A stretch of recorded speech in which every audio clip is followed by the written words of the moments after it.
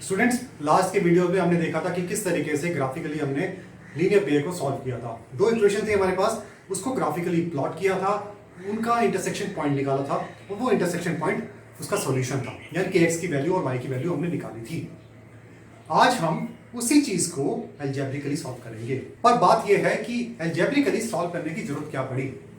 मेरे पास ग्राफिकली मैंने सॉल्व कर लिया था, मेरी प्रॉब्लम सॉल्व हो गई, तो मुझे अलजेब्रिकली सॉल्व करने की क्या जरूरत है। चलिए, जो हमने काम ग्राफिकली किया था पहले उसको समझने की कोशिश करते हैं, उसको रिकॉल करते हैं कि हमने किया क्या था। जहां तक मुझे ध्यान आ रहा है, ग्राफिकली हमने एजेस निकाली थी मदर की और डॉटर की लास्ट के वीडियोस में। मदर की एज मान लेते 40, डॉटर की एज 15, 30, 60, 10, 40, कुछ इस तरीके से। तो ये जो नंबर्स हैं, ये नंबर्स क्या हमें बता रहे हैं? होल नंबर्स बता रहे हैं। या कुछ वीडियोस में हमने देखा था number of balls, number of bats. Number of balls या नंबर ऑफ बैट्स क्या है? होल नंबर है। ऐसा तो नहीं नंबर ऑफ बॉल्स 3.5 या नंबर ऑफ बैट्स 7.5, ऐसा नहीं था। या 3 kg शुगर, 5 kg राइस, ये भी होल नंबर है। तो हमने लास्ट के जो वीडियोस थे वो चीजें ग्राफिकली प्लॉट की थी जिसमें हमें वेरिएबल्स होल नंबर में देखने को मिले थे। ग्राफिकली होल नंबर्स को प्लॉट करना इजी होता है। अगर मैं आपसे बोलूं कि 17/3 को प्लॉट कीजिए या 18/17 को प्लॉट करके दिखाइए या 3/19 को प्लॉट करके दिखाइए, then it would become difficult। हमारे लिए मुश्किल हो जाएगा, आपके लिए नहीं, मेरे लिए भी मुश्किल हो जाएगा। एक तो मुश्किल हो जाएगा, दूसरा उसको लोकेट करना, उसकी प्रिसीशन नहीं आ पाएगी, वो एग्जैक्ट पॉइंट लोकेट करना मुश्किल भी होगा और एरर ऑफ वो जो प्रोबेबिलिटी है एरर की वो भी बढ़ जाएगी। तो इन दोनों चीजों को, इन दोनों डिफिकल्टीज को सॉल्व करने के लिए, एलिमिनेट करने के लिए हमने चीजों को अलजेब्रिकली सॉल्व करने की कोशिश की।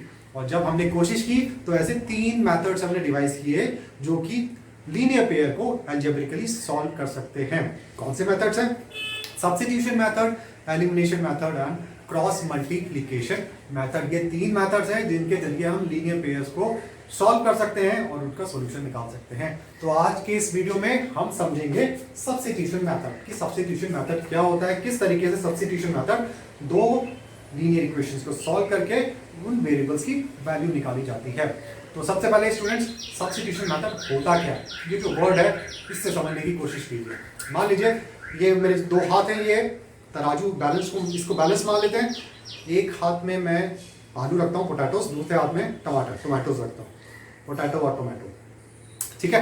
अब मैं देखता हूँ कि 8 आलू 10 टमाटर को बैलेंस कर रहे हैं। 8 आलू का वजन 10 टमाटर के वजन के बराबर है, बैलेंस हो गया, इक्वल हो गया। अब कहीं पे मुझे 8 आलू की जरूरत है लेकिन मेरे पास 8 आलू नहीं है, तो उसके बदले में मैं 10 टमाटर दे सकता हूँ। या कहीं पे मुझे 10 टमाटर की जरूरत है, 8 आलू का जो वजन है 10 टमाटर के बराबर है, मैं 8 आलू दे सकता हूँ। तो ये मैंने क्या किया, एक वेरिएबल की जो वैल्यू थी, एक वेरिएबल का जो वेट था, दूसरे वेरिएबल से मैंने सब्स्टिट्यूट कर दिया। तो इसको बोलते हैं सब्स्टिट्यूशन मेथड। सब्स्टिट्यूशन मेथड में एक वेरिएबल की जो वैल्यू होती है दूसरे वेरिएबल की रेस्पेक्ट में रिप्रेजेंट की जाती है, फिर चीजों को सॉल्व किया जाता है। 2 इक्वेशंस होती हैं, दोनों इक्वेशन में 2 वेरिएबल्स होते हैं, x y x y। हम कोशिश करते हैं कि उस इक्वेशन को एक वेरिएबल में कन्वर्ट कर दिया जाए, और वो कैसे करेंगे? पहले वेरिएबल की वैल्यू दूसरे वेरिएबल की वैल्यू के रिस्पेक्ट में रिप्रेजेंट की जाए और फिर इस इक्वेशन को सॉल्व किया जाए। जब करेंगे तब समझ आएगा। तो देखते हैं, ये मेरे पास इक्वेशन है 5x - 13y = 3। जैसे इस इक्वेशन नंबर, मैं इसको 1 लिख देता हूँ। x + 7y = 9। This is equation number 2। अब मुझे क्या करना है, इसको सॉल्व करना है यूजिंग सब्स्टिट्यूशन मेथड। अब ये जो इक्वेशन है इसको हम एक वेरिएबल को दूसरे वेरिएबल के रिस्पेक्ट में लिखने की कोशिश करते हैं।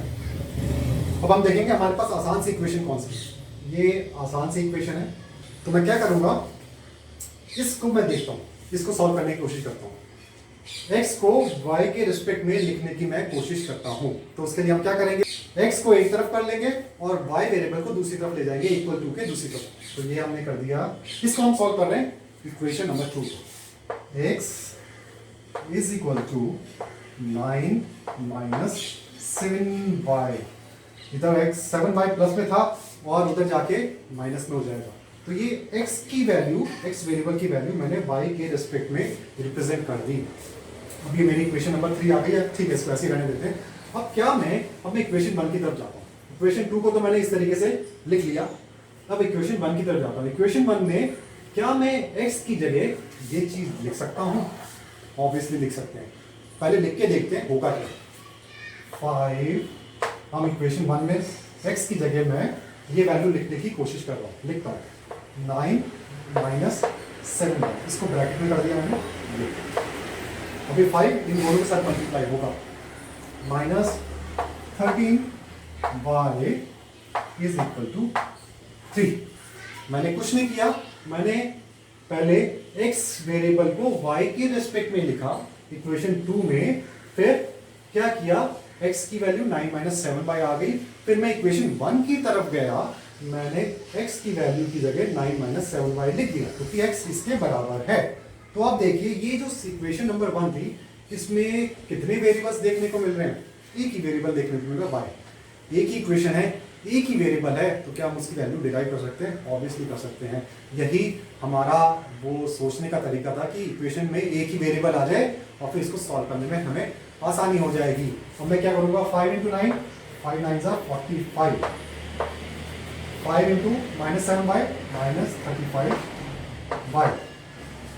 -13y is equal to 3। अब देखिए -35y -13y सेम साइन है, ये ऐड हो जाएंगे और ये 45 को मैं उधर भेज देता हूं। -35 - 13 -48y इज इक्वल टू 45, उधर जाके क्या हो जाएगा, 3 - 45, इधर प्लस में था तो उधर जाके -45 हो जाएगा। अब ये -48y is equal to 3 - 45 -42, minus sign cancel out हो गए। अब क्या हो गया मेरा y is equal to 42 divided by 48। अब देखिए 42 और 48 किसके टेबल में आते हैं? मल्टीपल है, 6 के मल्टीपल है। 6 7s are 42, 6 8s are 48। तो मेरी y की वैल्यू आ गई 7/8। अब ये देखिए 7/8 को ग्राफिकली प्लॉट करना मुश्किल है, डेसिमल में आंसर है, लेकिन अब हमने इसको अलजेब्रिकली डिराइव कर दिया है। y की वैल्यू आ गई 7/8। अब मैं ये जो मैंने बनाया था, ये यहाँ पे y की वैल्यू पुट करूंगा 7/8, क्या मेरे पास x आ जाएगा? आप y की वैल्यू यहाँ पे भी पुट कर सकते हैं, आप y की वैल्यू यहाँ पे भी पुट कर सकते हैं, तब भी वैल्यू आ जाएगी। लेकिन मैं ये मेरे पास x ऑलरेडी सिंगल आउट हो गया है, तो इसमें पुट करके मेरा काम आसान हो जाएगा, फटाफट x की वैल्यू आ जाएगी। जबकि यहाँ पे मैं y की वैल्यू पुट करूंगा तो मुझे ट्रांसपोज करना पड़ेगा, चीज़ों को, वेरिएबल्स को आगे पीछे करना पड़ेगा। वैल्यू आ जाएगी लेकिन मेरा काम बढ़ जाएगा, तो इसलिए मैं इसको ही चूज कर रहा हूँ क्योंकि इसमें मेरा जो वेरिएबल जो मुझे निकालना है x, तो पहले से सिंगल आउट है, y की वैल्यू मैं निकाल चुका हूँ, इसमें पुट करूंगा फटाफट आ जाएगा। देखते हैं, putting the value of y जो कि 7/8 थी इस वाली इक्वेशन में, इसको नाम दे देते हैं, इक्वेशन नंबर 3 दे देते हैं, ठीक है। तो मैं 7/8 जो y की वैल्यू है इसमें पुट करूंगा इक्वेशन 3 में, जिससे मेरे पास x की वैल्यू आ जाएगी। तो ये हो गया x is equal to 9 - 7 into y क्या है 7/8। अब देखिए 9 - 7 × 7 49/8। अब क्या है, एलसीएम निकालेंगे, इसके नीचे डिनोमिनेटर 1 और 8 का एलसीएम 8 ही आता है, तो ऊपर नीचे 9 8 ये हो गया 72, ये 49 ही रहेगा डिवाइडेड बाय 8। 1 और 8 का एलसीएम 8 ही आता है, इसको भी 9 × 8 किया, 1 को भी 1 × 8 किया, 9 8 72, 72 - 49 डिवाइडेड बाय 8। अब ये कितना आएगा? अब ये आ जाएगा हमारा 23/8। ये आ गया हमारा x। तो x की वैल्यू आ गई 23/8, y की वैल्यू आ गई 7/8। अब आप खुद सोचिए कि 33/8 और 7/8 को अगर हम ग्राफिकली प्लॉट करेंगे मुश्किल आएगी। इसको तो फिर भी प्लॉट कर लेंगे हम, क्योंकि डेसिमल में आंसर आएगा और रिकरिंग नहीं होगा। लेकिन अगर कोई चीज़ रिकरिंग है, √2 1.412 वो आगे चलता जाएगा, उसको कैसे प्लॉट करेंगे? √3 उसको कैसे प्लॉट करेंगे? तो ये डिफिकल्टीज को सॉल्व करने के लिए ग्राफिकली बहुत मुश्किल हो जाता है, एरर भी बढ़ जाता है। तो हमने अलजेब्रिक मेथड्स डिवाइस किए और सब्स्टिट्यूशन मेथड उनमें से एक मेथड है। नेक्स्ट वीडियोस में हम elimination method, cross multiplication method को समझेंगे। तो ये मेरे ख्याल से आपको समझ आ गया होगा स्टूडेंट्स। इसको रिकॉल करते हैं कि किस तरीके से हमने किया। पहले जो इक्वेशंस थी वो हमने लिख ली। ये लीनियर इक्वेशन है, पेयर में है, जोड़े हैं, दो वेरिएबल्स हैं। नेक्स्ट स्टेप, वो इक्वेशन ढूंढो जो आसान से दिख रही हो। मैंने ये नीचे वाली देख ली, इसमें कॉन्स्टेंट्स कम थे, आसान सी थी, तो मैंने इसको चूज कर लिया।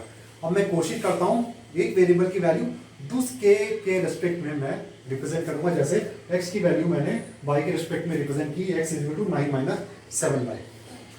अब ये इक्वेशन मैंने चूज की थी, इसको मैंने ट्रांसपोज करके ऐसे कर लिया। अब मैं जो इक्वेशन मैंने चूज नहीं की उसकी तरफ जाऊंगा।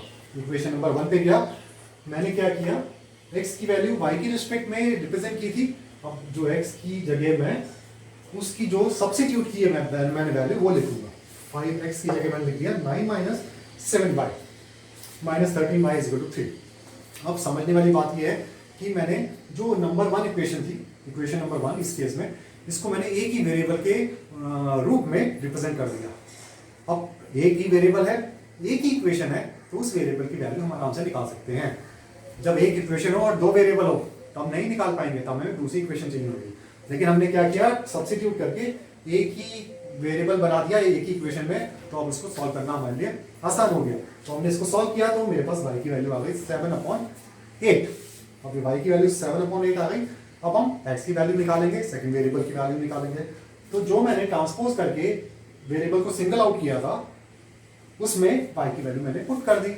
y की वैल्यू आप इसमें भी कर सकते हो, इसमें भी कर सकते हो, लेकिन उसे निकालने में वैल्यू सेम, आंसर सेम आएगा, लेकिन उसे निकालने में आपको टाइम लगेगा।